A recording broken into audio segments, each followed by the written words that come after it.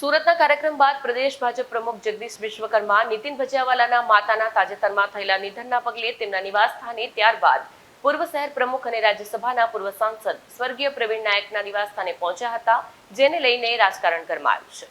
સુરતમાં નીતિન ભજીયાવાલાના ઘરે મુલાકાત લેતા રાજકારણ ગરમાયું છે। સુરતના કાર્યક્રમ બાદ પ્રદેશ ભાજપ પ્રમુખ જગદીશ વિશ્વકર્મા નીતિન ભજીયાવાલાના માતાના તાજેતરમાં થયેલા નિધનને પગલે તેમના નિવાસસ્થાને ત્યારબાદ પૂર્વ શહેર પ્રમુખ અને રાજ્યસભા પૂર્વ સાંસદ સ્વર્ગીય પ્રવીણ નાયકના નિવાસસ્થાને પહોંચ્યા હતા।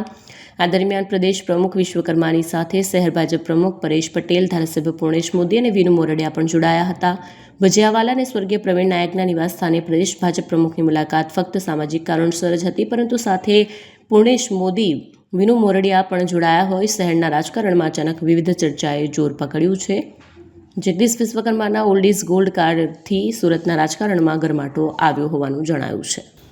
આજે સુરત ખાતે ભારતીય જનતા પાર્ટી કાર્યાલય પર એસઆઈઆરની કામગીરીની સમીક્ષા બેઠક હતી। એમાં પ્રદેશ પ્રમુખ માન્ય જગદીશભાઈ વિશ્વકર્મા આ મિટિંગ લેવા આવવાના હતા। એ મિટિંગ પત્યા બાદ થોડા સમય પહેલાં જ મારી માતાજીનું અવસાન થયું હતું, જેના સમાચાર એમને મળેલા હતા। એટલે એમણે એવી ઈચ્છા વ્યક્ત કરી કાર્યાલય ખાતે કે ભાઈ મારે ત્યાં મળવા જવું છે। એના ભાગરૂપે એ આજે અહીંયા ઘરેની મુલાકાત લીધેલી હતી અને મને સાંત્વના પાઠવવા આવ્યા હતા।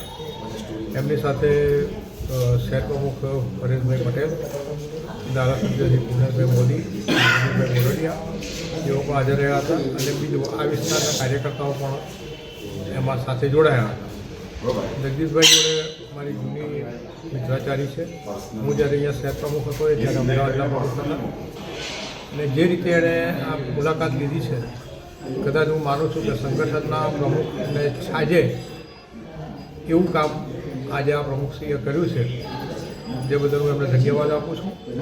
બાકી બીજી કોઈ પોલિટિકલી ચર્ચાઓ થઈ